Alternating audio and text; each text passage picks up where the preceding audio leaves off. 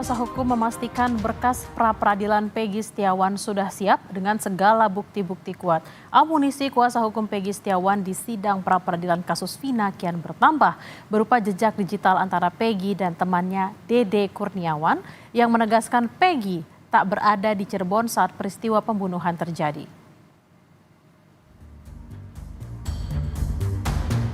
Kesaksian saksi kunci kasus pembunuhan Vina dan Eki di Cirebon, Jawa Barat 8 tahun silam, Liga Akbar, turut dimanfaatkan kuasa hukum Peggy Setiawan untuk menambah amunisi bukti di pra-peradilan demi membuktikan kliennya tidak bersalah.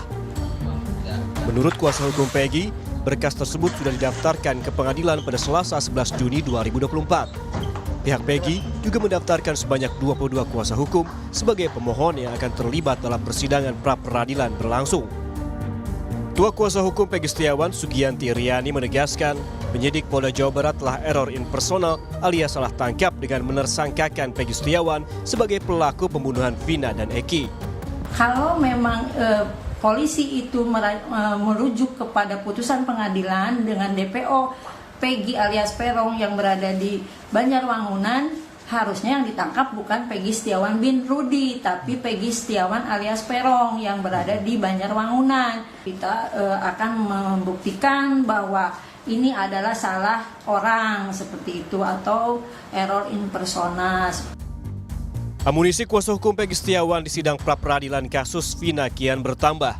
Tony RM meyakini jejak digital antara Peggy dan temannya Dede Kurniawan menegaskan bahwa kliennya tak berada di Cirebon saat peristiwa pembunuhan terjadi. Tony RM bilang ada bukti fakta percakapan di kolom chat yang menyatakan Peggy membatalkan pulang ke Cirebon, sehingga saat peristiwa pembunuhan terjadi, Peggy masih berada di Bandung. Komunikasi antara Dede dengan Peggy Setiawan ya menjelang kejadian dari Juli sampai September, memang Peggy Setiawan berada di Bandung dan tidak tahu apa-apa. Jadi dia tidak pulang. Optimis kalau hakimnya nggak masuk angin udah. Ya. Udah, jelas kok. Sekarang alat buktinya apa? Kalau dari bukti-bukti yang saksi-saksi, kemudian chat-chat digital ya sudah jelas. Lalu alat bukti dari penyidik apa? Menetapkan Peggy Setiawan sebagai tersangka. Mantan Kabareskrim Komjen Purnawirawan Susno Duaji menyebut sejumlah bukti baru yang diungkap kuasa hukum bisa menguntungkan Peggy. Apalagi salah satu saksi Liga Akbar telah mencabut BAP dan menyebut bahwa ia tak mengenali Peggy. Susno menilai bukti percakapan Peggy dengan temannya Dede di media sosial bisa digunakan untuk membuktikan Peggy tidak bersalah. Ini kan berarti kan meringankan Peggy ya, ditambah lagi dengan kesaksian yang lain, karena kesaksian yang lain mengatakan Peggy tidak ada di sana, tidak ikut dalam perbuatan itu, mereka tidak kenal Peggy, padahal ini tindak pidana yang dilakukan bersama-sama. Ya bagaimana kalau kenal saja tidak, dia berada di situ tidak, dibuktikan bahwa alibinya Peggy pada saat kejadian berada di Bandung, berapa setelah kejadian juga di Bandung, sebelum kejadian juga di Bandung, ya sudah terbebas dia. Liga Akbar menceritakan beberapa hari pasca kematian Eki dan Vina, Ibtu Rudiana, ayah Eki sempat menghubungi dirinya. Rudiana menanyakan beberapa hal, termasuk Eki memiliki masalah dengan siapa. Liga Akbar menyebut Eki pernah menunjukkan sebuah foto berisikan wajah seseorang. Eki menanyakan apakah Liga Akbar kenal orang itu, tetapi Liga tidak mengetahuinya. Eki kemudian bicara bahwa dirinya memiliki masalah dengan Rivaldi alias Ucil, tetapi tidak merinci masalah tersebut. Liga memastikan Rivaldi yang dimaksud adalah salah satu terpidana kasus pembunuhan Vina dan Eki. Menanyakan sebelumnya ada masalah tidak? Sama siapa maksudnya? Masalah dengan orang lain. Masalah dengan orang lain? Iya. Terus kamu jawab? Saya jawab, almarhum Eki pernah curhat. Katanya pernah punya masalah sama Rivaldi. Rivaldi yang mana? Rivaldi Ucil. Bisa memastikan bahwa Rivaldi yang dimaksud adalah yang terpidana? Oh bisa. Kenal mukanya? Kalau dibilang kenal enggak? Kenal mukanya? Apal muka? Apal muka saja. Karena almarhum Eki yang menunjukkan. Siapa? Almarhum Eki yang menunjukkan. Menunjukkannya kapan itu, Kak? Sebelum kejadian itu ada sebulan. Sebulan. Gimana kalimatnya waktu itu? Waktu itu cuma menanyakan, kenal sama orang ini enggak? Kata saya siapa? Vivaldi aja. Kenapa Ki? Saya ada masalah katanya. Masalah apa? Dia nggak jawab.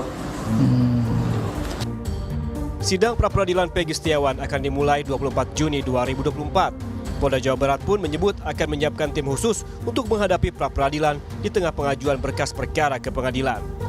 Tim Liputan, Kompas TV. Untuk mengetahui informasi terkini, kita langsung bergabung dengan jurnalis Kompas TV Muhammad Syahri Romdon di Cirebon, Jawa Barat. Arai, sepekan jelang pra-peradilan, apakah polisi masih akan memeriksa saksi-saksi? Baik Bella dan juga saudara, selamat siang. Informasi akan adanya saksi tambahan yang akan diperiksa oleh Polda Jawa Barat, baik di Polda Jawa Barat ataupun di Polres Cirebon Kota belum kami terima. Apakah memang ada saksi-saksi tambahan lagi yang akan diperiksa ataukah memang sudah cukup, artinya sudah tidak ada lagi orang yang berkaitan dengan kasus ini, baik dari saksi Peggy ataupun saksi lainnya, yang termasuk juga terakhir adalah saksi yang merupakan teman dekat Peggy di akun media sosial Facebook milik Peggy Setiawan. Namun berdasarkan kuasa hukum, baik dari kuasa hukum Dede Kurniawan ataupun kuasa hukum Nurul Iman yang kemarin mendatangi Polres Cirebon Kota, informasinya masih ada 1 atau 2 orang lagi yang waktu pada saat proses pertanyaan penyidikan di dalam ruang pemeriksaan ada 1 atau 2 orang yang masih ditanyakan terkait orang tersebut. Namun apakah orang tersebut akan diperiksa lagi oleh para penyidik ataupun tidak, kuasa hukum masih belum meyakini dan belum mendapatkan informasi lebih lanjut.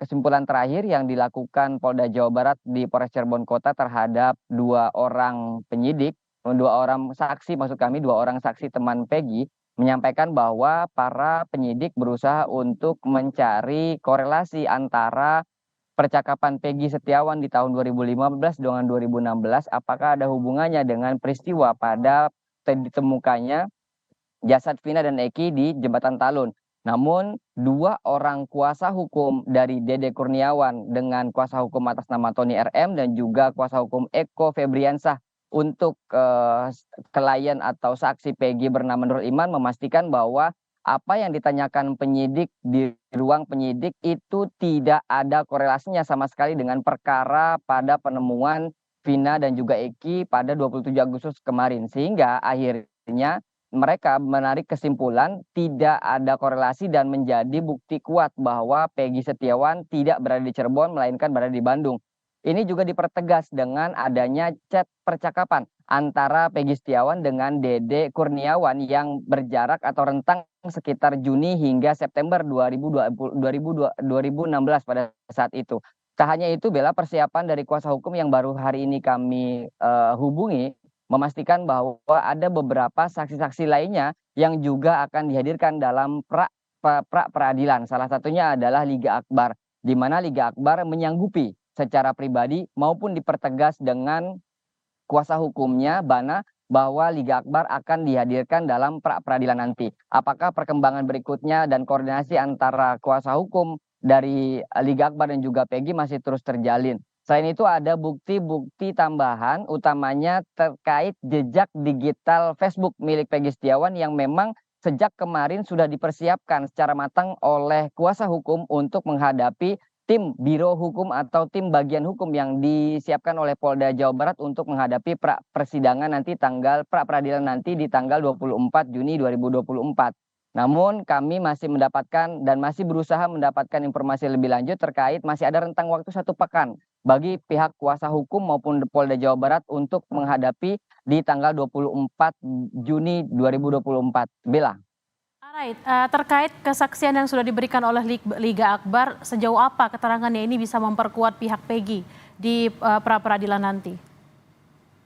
Kami melakukan wawancara secara langsung dengan Liga Akbar 2 hari lalu atau kemarin lusa. Liga Akbar menyampaikan banyak hal fakta yang tidak dia sampaikan di 2016 lalu, utamanya pada saat penyidikan 2016, BAP dan juga persidangan. Liga Akbar mengakui bahwa pada saat itu dia di hadapan penyidik sudah lebih awal menyampaikan bahwa dia tidak tahu menahu soal ini. Namun sebelum memberikan kesaksian itu dia sudah lebih dahulu dihubungi oleh Rudiana, bahkan secara jelas dia menyampaikan, pertama ditelepon oleh Rudiana, kemudian diajak keluar dalam satu mobil. Rudiana yang membawa mobil tersebut dan Liga Akbar pada sampingnya, berdua ngobrol diputar-putar di atas mobil dan akhirnya setelah itu dipulangkan kembali ke rumahnya. Dalam percakapan itu menurut Liga Akbar, Rudiana meminta dua hal. Pertama adalah memastikan pakaian apa yang dipakai oleh Eki pada saat ditemukan, pada saat bertemu terakhir dengan Liga Akbar. Dan yang kedua meminta kesiapan Liga Akbar sebagai saksi.